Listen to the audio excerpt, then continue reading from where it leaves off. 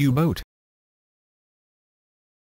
U-boat is the anglicized version of the German word U-boot, a shortening of Unterseeboot, which means undersea boat.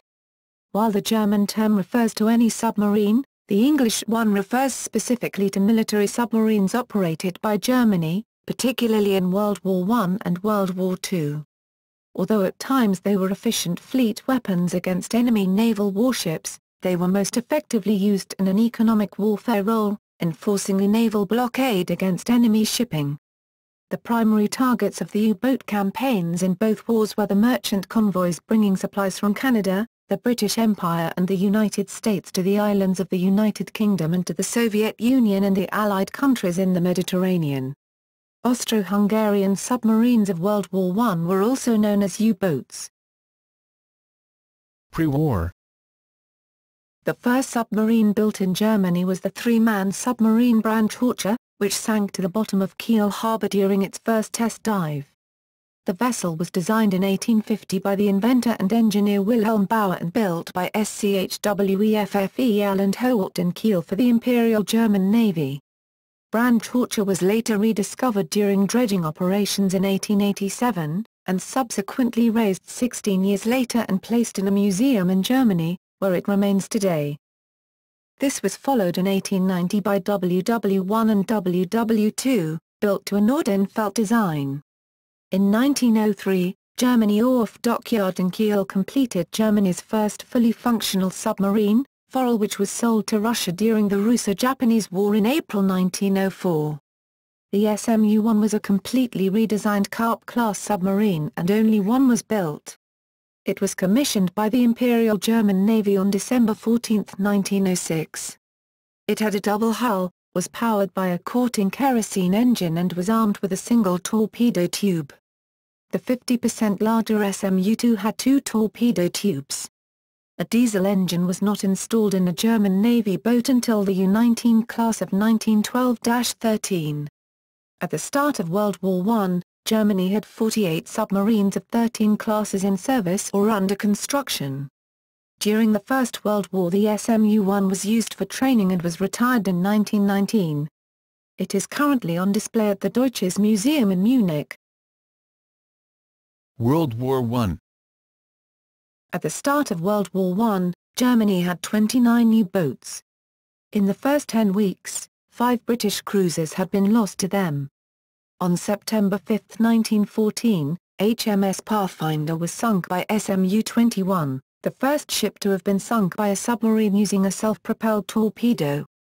On September 22, U-9 sank the obsolete British warships HMS Abercur, HMS Cressy and HMS Hogg, the Live-Bait Squadron in a single hour. In the Gallipoli campaign in early 1915 in the eastern Mediterranean, German U-boats, notably the U-21, prevented close support of Allied troops by 18 pre-dreadnought battleships by sinking 2 of them. For the first few months of the war, U-boat anti-commerce actions observed the prize rules of the time which governed the treatment of enemy civilian ships and their occupants. On October 20, 1914, SMU-17 sank the first merchant ship, the SS Gultra, off Norway. Surface commerce raiders were proving to be ineffective, and on February 4, 1915, the Kaiser assented to the declaration of a war zone in the waters around the British Isles. This was cited as a retaliation for British minefields and shipping blockades. Under the instructions given to U-boat captains, they could sink merchant ships, even potentially neutral ones, without warning. In February 1915, a submarine was rammed and sunk off Beachy Head by the collier SS Thordis commanded by Captain John Bell RN after firing a torpedo. On May 7, 1915, SMU-20 sank the liner RMS Lusitania with a single torpedo hit, although it is debated whether a second explosion was due to flammable cargo or another torpedo. The sinking claimed 1,198 lives, 128 of them American civilians, including noted theatrical producer Charles Frohman and Alfred Vanderbilt, a member of the prestigious Vanderbilt family. The sinking deeply shocked the Allies and their sympathizers because an unarmed civilian merchant and passenger vessel was attacked. According to the ship's manifest, Lusitania was carrying military cargo. After further investigations, it has been confirmed that the Lusitania was in fact carrying ammunition for the Allies to use against the Germans. However, this was not known at the time when the Lusitania was mistaken for a troopship. It was not until the sinking of the ferry SS Sussex that there was a widespread reaction in the USA. The initial U.S. response was to threaten to sever diplomatic ties, which persuaded the Germans to issue the Sussex Pledge that reimposed restrictions on U-boat activity. The U.S. reiterated its objections to German submarine warfare whenever U.S. civilians died as a result of German attacks, which prompted the Germans to fully reapply prize rules. This, however, removed the effectiveness of the U-boat fleet, and the Germans consequently sought a decisive surface action, a strategy which culminated in the Battle of Jutland.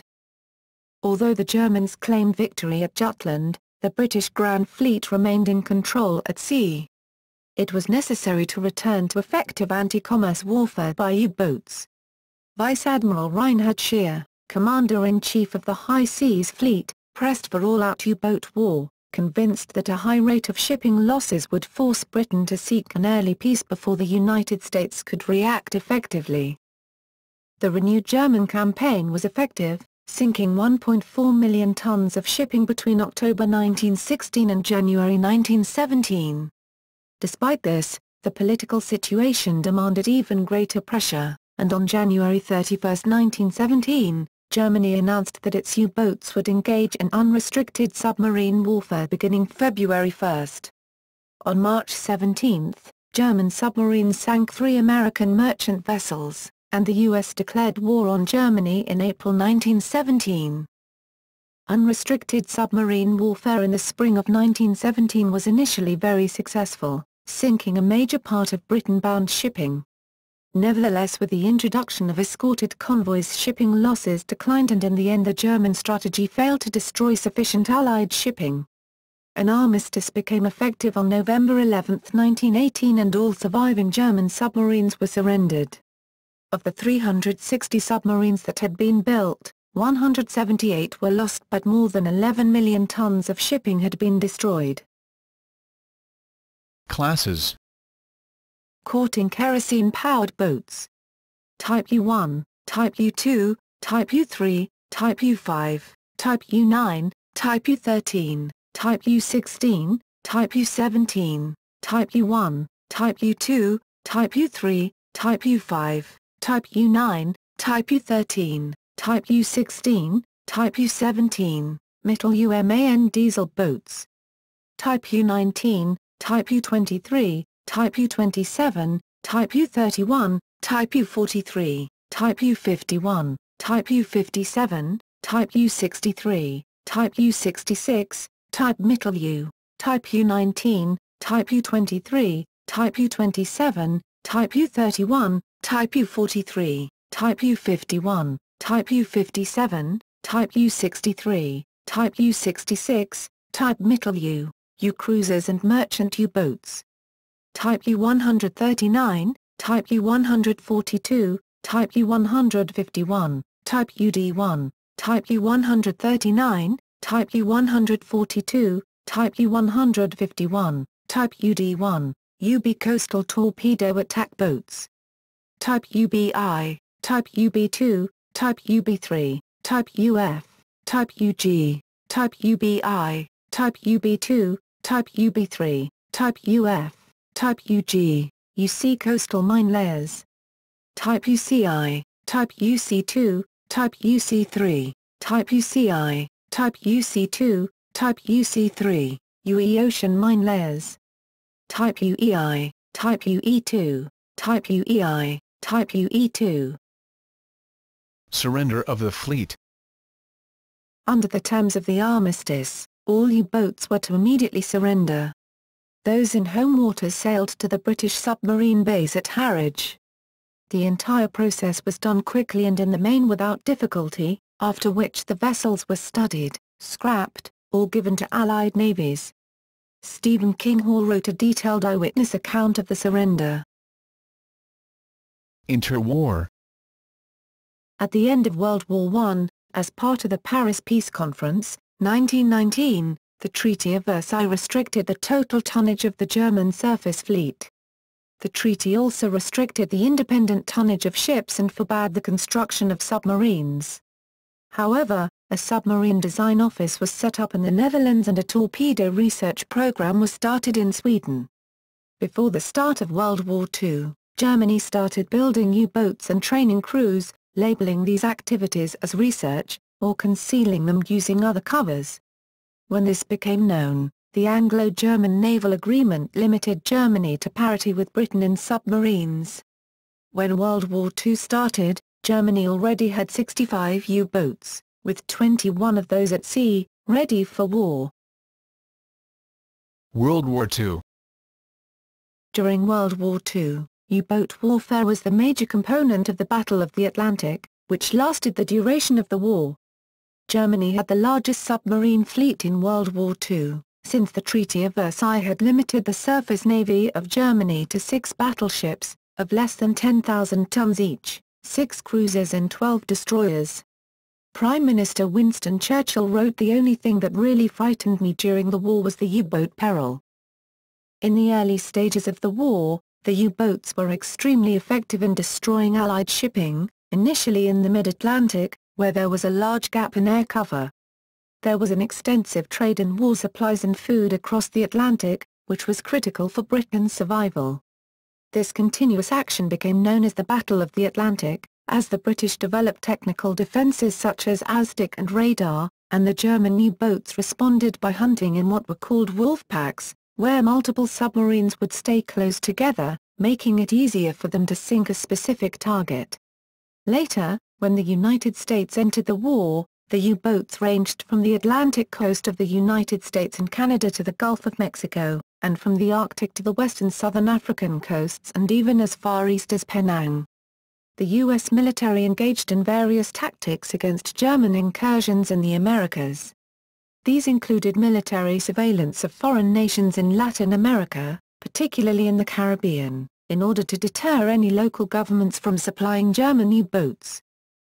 Because speed and range were severely limited underwater while running on battery power, U-boats were required to spend most of their time surfaced running on diesel engines, diving only when attacked or for rare daytime torpedo strikes.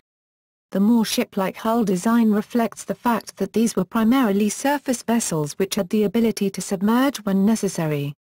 This contrasts with the cylindrical profile of modern nuclear submarines, which are more hydrodynamic underwater, where they spend the majority of their time, but less stable on the surface. Indeed, while U-boats were faster on the surface than submerged, the opposite is generally true of modern subs. The most common U-boat attack during the early years of the war was conducted on the surface and at night, see submarine warfare. This period, before the Allied forces developed truly effective anti-submarine warfare, ASW, tactics, was referred to by German submariners as Die glückliche Zeit, or the happy time. Torpedoes. The U-boat's main weapon was the torpedo, though mines and deck guns, while surfaced, were also used. By the end of the war, almost 3,000 Allied ships, 175 warships, 2,825 merchant ships, were sunk by U-boat torpedoes. Early German World War II torpedoes were straight runners, as opposed to the homing and pattern running torpedoes which were fielded later in the war. They were fitted with one of 2 types of pistol trigger, impact, which detonated the warhead upon contact with a solid object, and magnetic, which detonated upon sensing a change in the magnetic field within a few meters. One of the most effective uses of magnetic pistols would be to set the torpedo's depth to just beneath the keel of the target. The explosion under the target's keel would create a shock wave, and the ship could break in two. In this way, even large or heavily armored ships could be sunk or disabled with a single well-placed hit. In practice, however, the depth-keeping equipment and magnetic and contact exploders were notoriously unreliable in the first 8 months of the war. Torpedoes would often run at an improper depth, detonate prematurely, or fail to explode altogether, sometimes bouncing harmlessly off the hull of the target ship. This was most evident in Operation Weserübung, the invasion of Norway, where various skilled U-boat commanders failed to inflict damage on British transports and warships because of faulty torpedoes. The faults were largely due to a lack of testing. The magnetic detonator was sensitive to mechanical oscillations during the torpedo run and at high latitudes fluctuations in the Earth's magnetic field. These were eventually phased out, and the depth-keeping problem was solved by early 1942. Later in the war, Germany developed an acoustic homing torpedo, the G7 Patton 5. It was primarily designed to combat convoy escorts. The acoustic torpedo was designed to run straight to an arming distance of 400 meters and then turn toward the loudest noise detected. This sometimes ended up being the U-boat itself. At least 2 submarines may have been sunk by their own homing torpedoes. Additionally, it was found these torpedoes were only effective against ships moving at greater than 15 knots, 28 km per hour. At any rate, the Allies countered acoustic torpedoes with noisemaker decoys such as Foxer, FXR, Cat and Fanfare. The Germans in turn countered this by introducing newer and upgraded versions of the acoustic torpedoes, like the late-war G7s, and the T-11 torpedo. However, the T-11 torpedoes did not see active service. U-boats also adopted several types of pattern-running torpedoes which ran straight out to a preset distance, then traveled in either a circular or ladder-like pattern.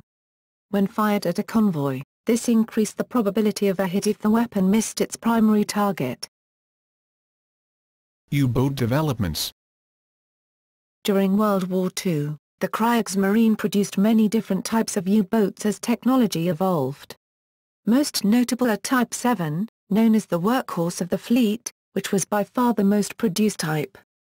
Type 9 boats were larger and specifically designed for long-range patrols, some traveling as far as Japan and the east coast of the United States. With the Type XXI electroboot, German designers realized the U-boat depended on submerged ability both for combat effectiveness and survival. This was the first submarine whose design favored submerged performance. The Type XXI featured a revolutionary streamlined hull design, which was the basis for the later USS Nautilus nuclear submarine. Its propulsion system featured a large battery capacity, which allowed it to cruise submerged for long periods and reach unprecedented submerged speeds. A larger battery was possible because the space it occupied was originally intended to store hydrogen peroxide for a Walter turbine, which was unsuccessful on the Type 17. Throughout the war an arms race evolved between the Allies and the Kriegsmarine, especially in detection and counter-detection. Sonar, ASDIC in Britain, allowed Allied warships to detect submerged U-boats, and vice versa, beyond visual range but was not effective against a surfaced vessel. Thus, early in the war, a U-boat at night or in bad weather was actually safer on the surface. Advancements in radar became particularly deadly for the U-boat crews, especially once aircraft-mounted units were developed. As a countermeasure, U-boats were fitted with radar warning receivers, to give them ample time to dive before the enemy closed in. However, at some point the Allies switched to centimetric radar, unbeknownst to Germany, which rendered the radar detectors ineffective. U-boat radar systems were also developed, but many captains chose not to utilize them for fear of broadcasting their position to enemy patrols. The Germans took the idea of the snorkel, from captured Dutch submarines, though they did not begin to implement it on their own boats until rather late in the war. The snorkel was a retractable pipe which supplied air to the diesel engines while submerged at periscope depth, allowing the boats to cruise and recharge their batteries while maintaining a degree of stealth. It was far from a perfect solution, however. There were problems with the device's valves sticking shut or closing as it dunked in rough weather. Since the system used the entire pressure hull as a buffer, the diesels would instantaneously suck huge volumes of air from the boat's compartments, and the crew often suffered painful ear injuries. Waste disposal was a problem when the U-boats spent extended periods without surfacing. Speed was limited to 8 knots, 15 km per hour, lest the device snap from stress. The snorkel also had the effect of making the boat essentially noisy and deaf in sonar terms. Finally, Allied radar eventually became sufficiently advanced that the Schnorchel mast itself could be detected beyond visual range. The later U-boats were covered in a sound-absorbent rubber coating to make them less of an ASDIC target. They also had the facility to release a chemical bubble-making decoy, known as Bold, after the mythical kobold. Classes: Type I, Type II, Type V, Type 7, known as the workhorse of the U-boats, with 700 active in World War II. Type 9, these ocean-going U-boats operated as far as the Indian Ocean with the Japanese, Monson Group, and the South Atlantic. Type X, Type 11, Type 14, used to resupply other U-boats. Nicknamed the Milk Cow, Type 17, Type XXI, known as the Electro Boot, Type XXIII, midget submarines, including Bibber, High, Mulch, Sehund, uncompleted U-boat projects. Countermeasures: Advances in convoy tactics, high-frequency direction finding, referred to as half-duff, radar, active sonar, called ASDIC in Britain, depth charges, ASW spigot mortars, also known as Hedgehog, the intermittent cracking of the German naval Enigma code, the introduction of the Lee light, the range of escort aircraft, especially with the use of escort carriers, the use of mystery ships, and the full entry of the U.S. into the war with its enormous shipbuilding capacity, all turned the tide against the U-boats.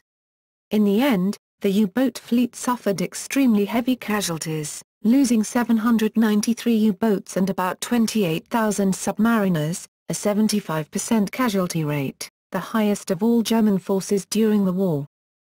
At the same time, the Allies targeted the U-boat shipyards and their bases with strategic bombing. Enigma machine. The British had a major advantage in their ability to read some German naval Enigma codes. An understanding of the German coding methods had been brought to Britain via France from Polish code breakers. Thereafter, code books and equipment were captured by raids on German weather ships and from captured U-boats. A team including Alan Turing used special-purpose bombs, and early computers to break new German codes as they were introduced. The speedy decoding of messages was vital in directing convoys away from wolfpacks and allowing interception and destruction of U-boats. This was demonstrated when the naval Enigma machines were altered in February 1942 and wolfpack effectiveness greatly increased until the new code was broken. The German submarine U-110, a Type IXB, was captured in 1941 by the Royal Navy, and its Enigma machine and documents were removed. U-559 was also captured by the British in October 1942, 3 sailors boarded her as she was sinking, and desperately threw all the code books out of the submarine. 2 of them, able seaman Colin Grazier and Lieutenant Francis Anthony Blair Fasson, continued to throw code books out of the ship as it went underwater, and went down with it. Further code books were captured by raids on weather ships. U-744 was boarded by crew from the Canadian ship HMCS Chilliwack on March 6, 1944, and codes were taken from her, but by this time in the war most of the information was known. The U-505, a Type IXC, was captured by the United States Navy in June 1944. It is presently a museum ship in Chicago at the Museum of Science and Industry. Battle of Belle Island. 2 events in the battle took place in 1942 when German U-boats attacked 4 Allied ore carriers at Belle Island, Newfoundland. The carriers SS Saguenay and the SS Lord Strathcona were sunk by U-513 on September 5, 1942, while the SS Rosecastle and PLM-27 were sunk by U-518 on November 2 with the loss of 69 lives. When the submarine launched a torpedo at the loading pier, Belle Island became the only location in North America to be subject to direct attack by German forces in World War II. Operation Deadlight. Operation Deadlight was the code name for the scuttling of U-boats surrendered to the Allies after the defeat of Germany near the end of the war. Of the 154 U-boats surrendered, 121 were scuttled in deep water off Lissahalli, Northern Ireland or Loch Ryan, Scotland in late 1945 and early 1946. Post-World War II. From 1955, the West German Bundesmarine was allowed to have a small navy. Initially 2 sunken Type XXIIIs and a Type XXI were raised and repaired. In the 1960s, West Germany re-entered the submarine business. Because Germany was initially restricted to a 450-ton displacement limit, the Bundesmarine focused on small coastal submarines to protect against the Soviet threat in the Baltic Sea. The Germans sought to use advanced technologies to offset the small displacement, such as amagnetic steel to protect against naval mines and magnetic anomaly detectors. The initial Type 201 was a failure because of hull cracking. The subsequent Type 205, first commissioned in 1967, was a success, and 12 were built for the German Navy. To continue the U-boat tradition, the new boats received the Classic U designation starting with the U-1. With the Danish government's purchase of 2 Type 205 boats, the German government realized the potential for the submarine as an export. 3 of the improved Type 206 boats were sold to the Israeli Navy, becoming the Gal class. The German Type 209 diesel-electric submarine was the most popular export-sale submarine in the world from the late 1960s into the first years of the 21st century. With a larger 1,000 to 1,500-ton displacement, the class was very customizable and has seen service with 14 navies, with 51 examples being built as of 2006. Germany has brought the U-boat name into the 21st century with a new Type 212. The 212 features an air-independent propulsion system using hydrogen fuel cells. This system is safer than previous closed-cycle diesel engines and steam turbines, cheaper than a nuclear reactor and quieter than either. While the Type 212 is also being purchased by Italy, the Type 214 has been designed as the follow-on export model and has been sold to Greece, South Korea and Turkey. In July 2006, Germany commissioned its newest U-boat, the U-34, a Type 212.